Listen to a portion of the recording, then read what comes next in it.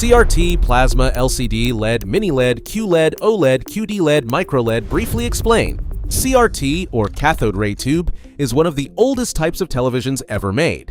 Inside, these TVs used a large tube that took up almost the entire internal space. This tube worked by firing a beam of electrons toward the screen. In simple terms, the image was drawn line by line, extremely fast, from top to bottom. This process repeated multiple times per second, creating what our eyes perceive as a continuous image. When it comes to image quality, resolution was much lower, typically 480i, and the picture was displayed using a method called interlace scanning. This means the TV didn't show the full image all at once. Instead, it split the frame into two fields and combined them rapidly. Because of this, you could sometimes notice fine lines or a slight flickering effect. Even so, for their time, these televisions performed very well and became the standard in most households. But they had a major limitation: size. Because they relied on that large tube to function, TVs simply couldn't become thinner. And at some point, the industry started looking for an alternative. That's when plasma TVs came in. Unlike CRT, plasma no longer uses an electron beam and doesn't require a large tube in the back. That's why these TVs were much thinner and lighter. Instead, each pixel on the screen works independently. Inside every pixel, there's a gas that, when electrically charged, emits light. This means the image is no longer drawn across the screen, but generated directly by each individual pixel. This allows for much better control over the image. For example, if a certain area needs to be black, the pixels in that area can be completely turned off. That's why plasma TVs offered excellent contrast and more vibrant colors compared to CRT displays.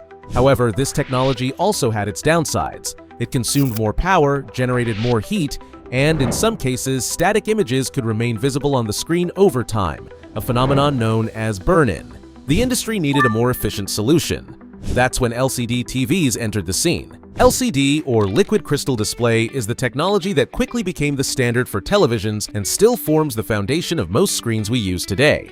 Unlike plasma, LCD does not generate light at the pixel level. Instead, it uses a backlight positioned behind the panel.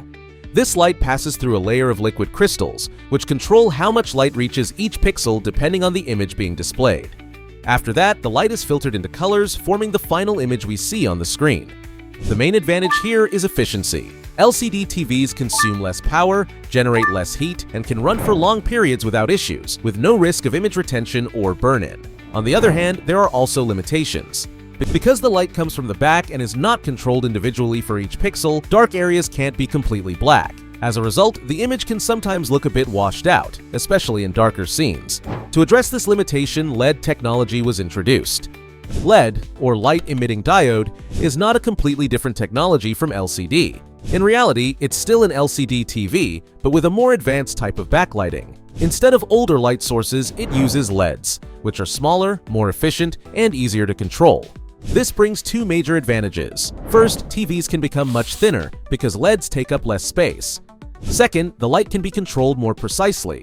Some TVs can adjust brightness across different zones of the screen, allowing darker areas to be displayed more accurately. This improves contrast and makes the image more visually appealing, especially when watching movies. There are also several types of LED TVs. Some use LEDs only along the edges, known as edge LED, a simpler and more affordable solution that allows for very thin designs.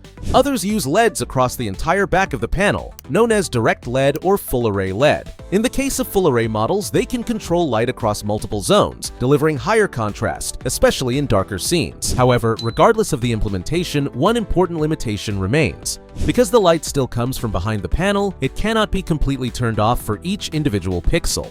This means blacks are not truly black, and in some situations, light can slightly bleed into darker areas, making them appear more gray than black. There was still room for improvement. That's where mini-LED comes in.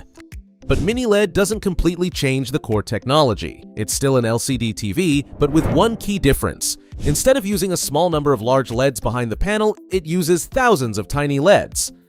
This allows the screen to be divided into many more local dimming zones. The more zones there are, the more precisely the TV can control light.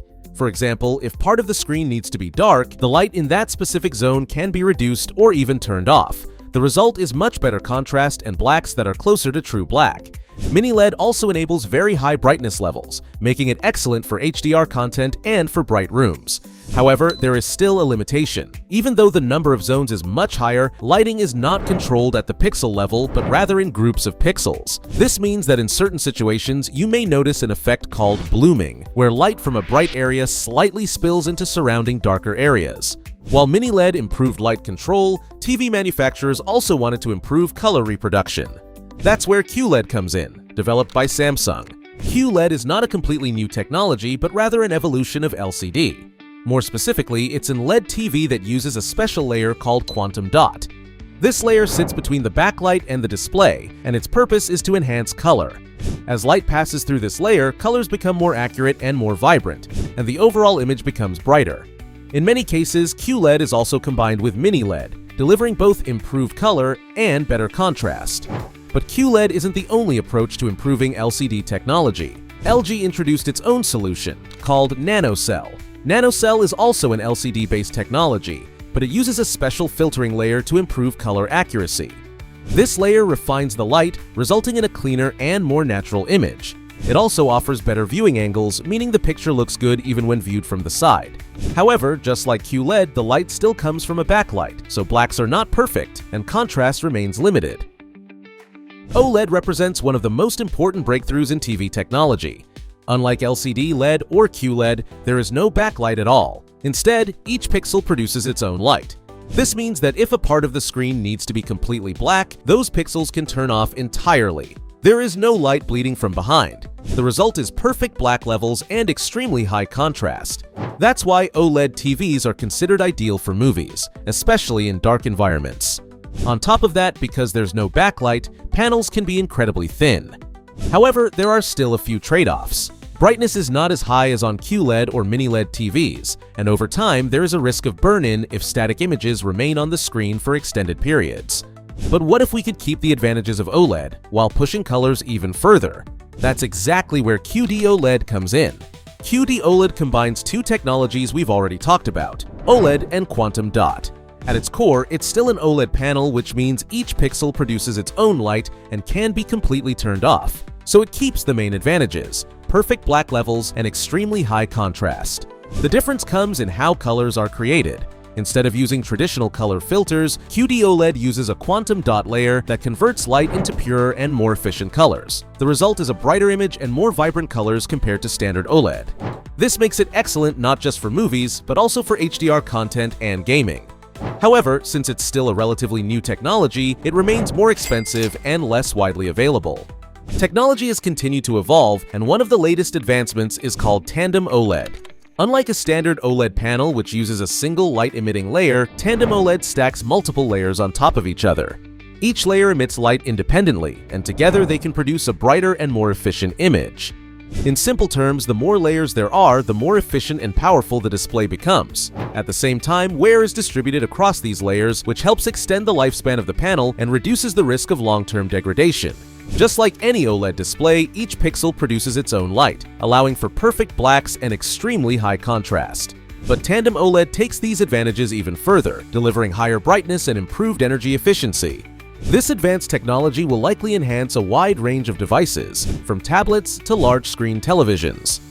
And if Tandem OLED uses multiple layers to produce light, another evolution called primary RGB tandem goes even further by generating each color directly, without the need for filters. This technology, developed by LG Display, uses 4 stacked layers, 2 for blue, 1 for red, and 1 for green, significantly increasing both brightness and efficiency.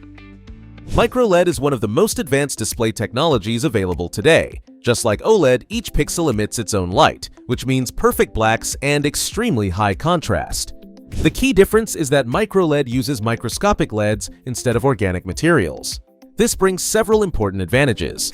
First, it can achieve much higher brightness levels than OLED. Second, there's no risk of burn-in, and overall lifespan is longer. On top of that, this technology enables modular displays, meaning screens can be built at extremely large sizes without losing image quality. It sounds perfect, but there's a reason we don't see MicroLED everywhere yet. It's extremely expensive and very difficult to manufacture. So, at least for now, most TVs on the market still fall into the LED, Mini-LED, or OLED categories. But MicroLED might just be the direction the future is heading. What TV are you using right now? I'd love to hear your experience in the comments. If you enjoyed this kind of video, make sure to subscribe to our channel, and if you give us a like and leave a comment, it really helps us out. Thank you.